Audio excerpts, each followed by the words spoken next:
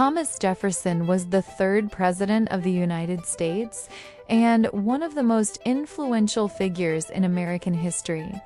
He was a member of the committee responsible for drafting the United States Declaration of Independence in 1776 and served as the principal author of the historic document. In addition, Jefferson was the author of the Virginia Statute for Religious Freedom and the founder of the University of Virginia. However, few people know that near the end of his life, he fell deeply into debt and was forced to sell much of his property to repay what he owed. In today's video, we will explore the life of Thomas Jefferson, the president who helped lay the foundation for America's independence. Thomas Jefferson was born on April 13, 1743, in Virginia, which was still a British colony in North America at the time. His father, Peter Jefferson, was a plantation owner and land surveyor who came from a modest background but became successful through hard work. His mother, Jane Randolph Jefferson, belonged to the prestigious Randolph family, one of the wealthiest and most powerful families in Virginia during that era. Jefferson was exposed early to aristocratic society and received one of the best educations available at the time.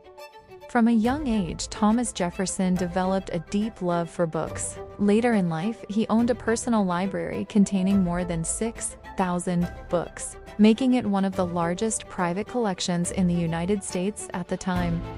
Works about ancient Greece and Rome had a profound influence on his political philosophy and his belief in liberty.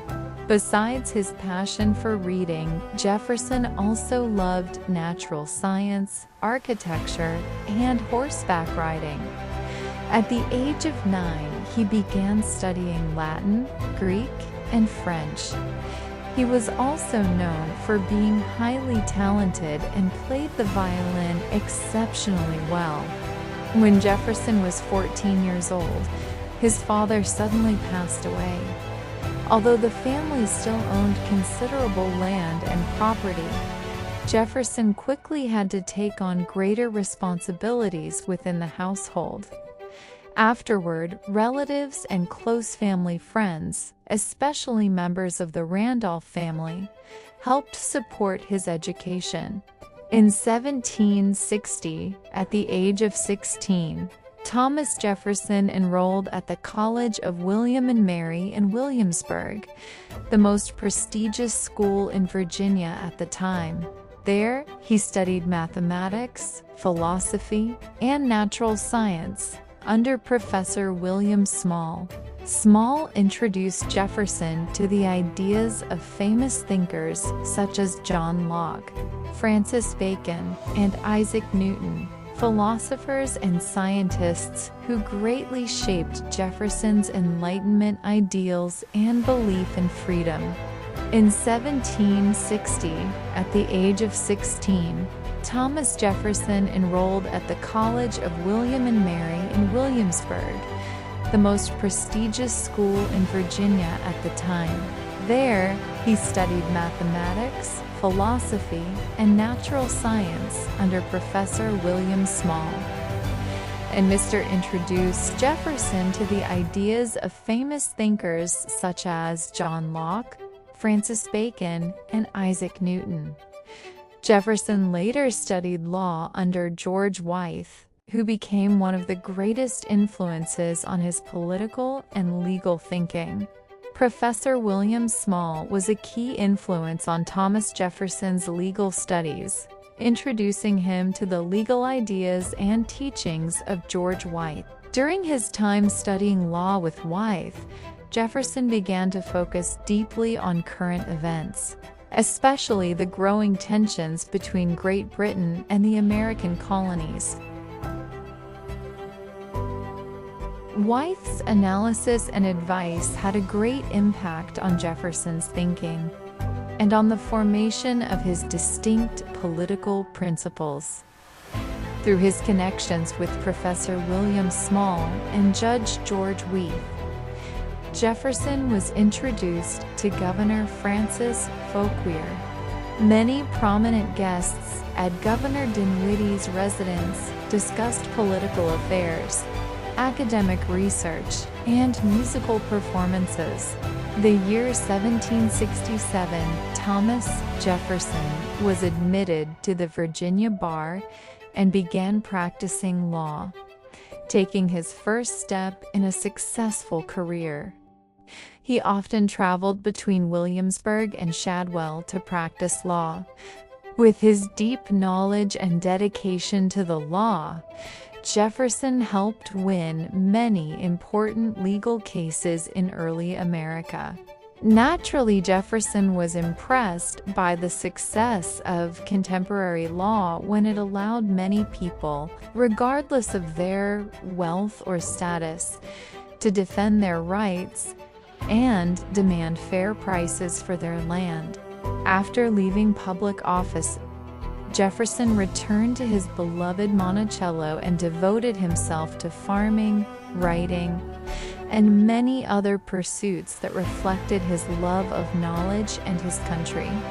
In May 1769, Thomas Jefferson was elected to Virginia's Legislative Assembly, the House of Burgesses, where he served until 1775. During this period, he actively opposed British policies toward the American colonies. After Britain imposed a series of tax laws to tighten control over the colonies, Jefferson called on the colonies to unite and express their resistance together. He was then appointed to attend the Continental Congress, a gathering of representatives from the 13 American colonies. However, due to poor health, Jefferson sent several written essays to Congress explaining his views on the growing crisis between Britain and the colonies. In those writings, Jefferson argued that the British Parliament had no rightful authority over the American colonies. He believed that the first settlers in America had exercised their natural rights to build a new society, and therefore the colonies had the right to choose their own path rather than be forced into submission to Britain. At the time, many people in Virginia considered Jefferson's ideas too radical. Nevertheless, in the spring of 1775, he was selected as one of the delegates to attend the Continental Congress in Philadelphia. When British Prime Minister Lord North proposed a plan of reconciliation, promising that Parliament would stop taxing the colonies if the colonists agreed to tax themselves, the Virginia Assembly asked Jefferson to write the official response. Jefferson rejected the proposal and insisted that the people of North America should establish a government of their own. Soon afterward, the Continental Congress accepted Jefferson's arguments. 1 year later, in 1776, he became one of the principal authors of the Declaration of Independence of the United States, the document that gave birth to the American nation. After helping draft the Declaration of Independence in 1776, Thomas Jefferson became increasingly important in the movement for American independence. His political views, expressed as a representative of Virginia in the Continental Congress, were published in a pamphlet titled A Summary View of the Rights of British America. In 1776, Congress selected Jefferson to serve on the committee responsible for drafting the Declaration of Independence of the United States.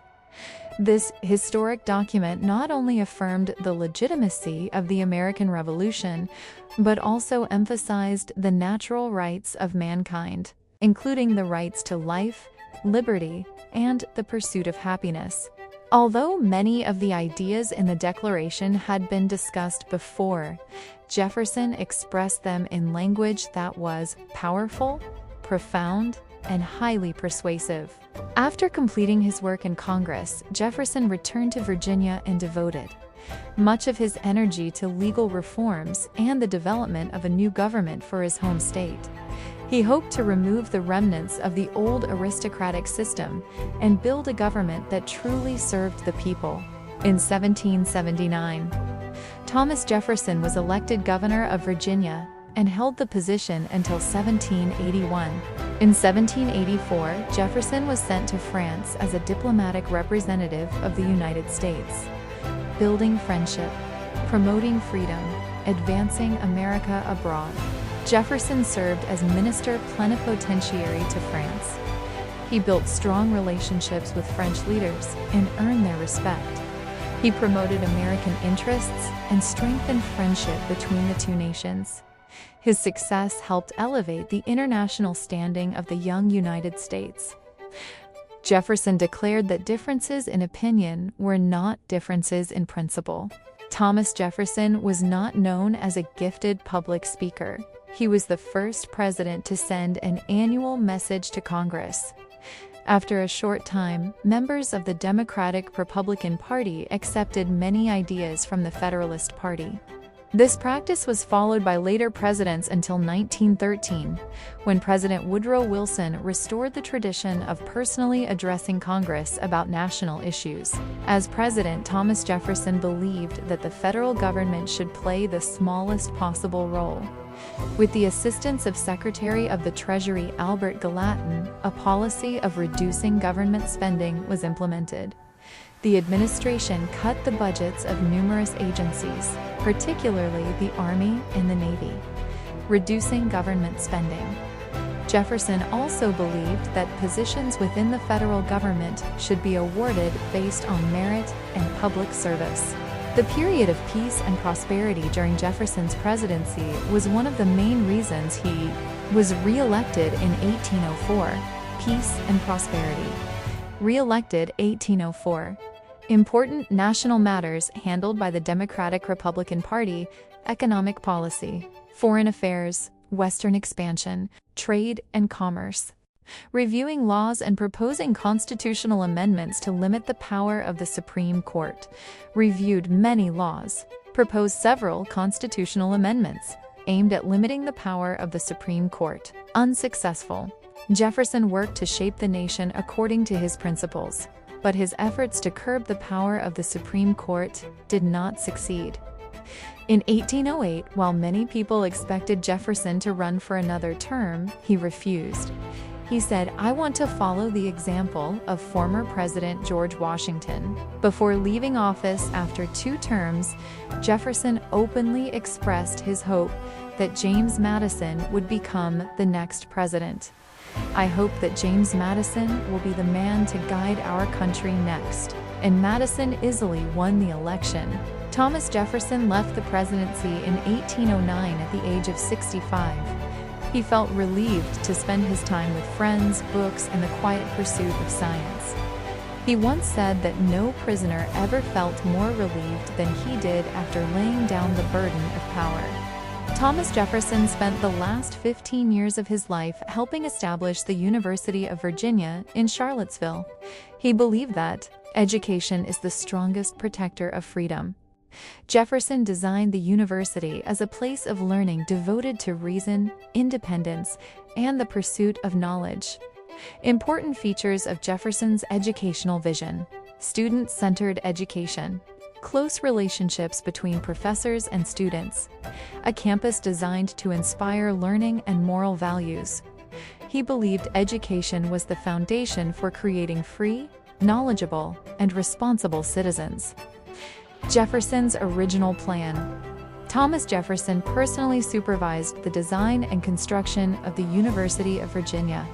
From the earliest architectural plans to the completion of construction, Jefferson remained closely involved to ensure that every detail reflected his educational vision. The University of Virginia officially opened in 1825. Fulfilling Jefferson's dream of creating a great center of learning for the new American Republic. Thomas Jefferson's personal life. Jefferson's personal life, however, was marked by repeated sorrow. In 1772, he married Martha Wales Skelton Jefferson, a young widow and daughter of lawyer John Wales near Williamsburg. Their shared love of music helped bring them together, and they later lived at Monticello. The couple had one son and 5 daughters, though only 2 daughters survived into adulthood. After 10 years of marriage, Martha Jefferson died while giving birth to their 7th child.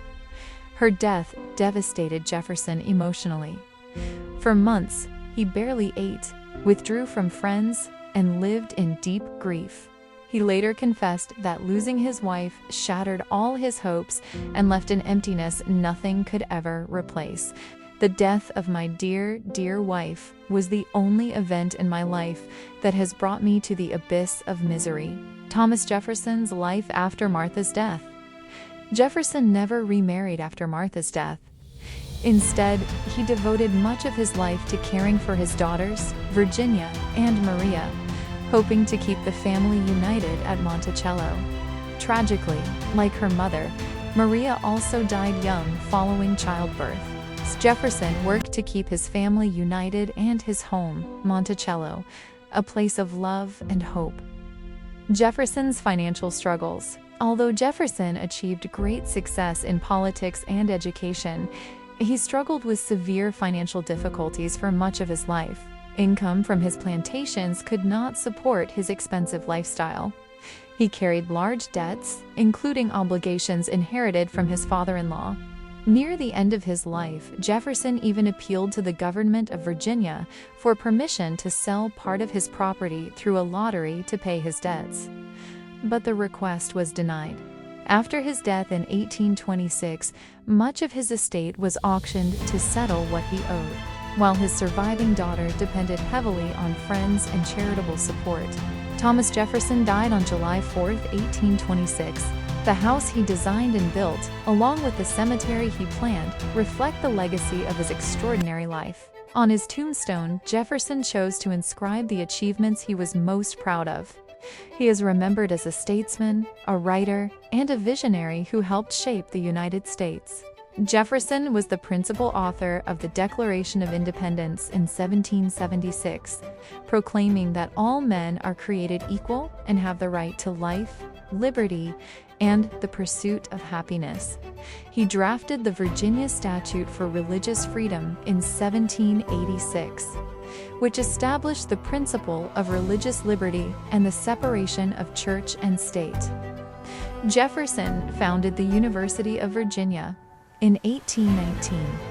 He designed the campus and believed in the power of education to prepare citizens and advance society. A lasting legacy, Thomas Jefferson's ideas of liberty, education, and human rights continue to inspire people around the world. He is honored as one of the most influential founding fathers of the United States. Statesman, writer, visionary, founding father.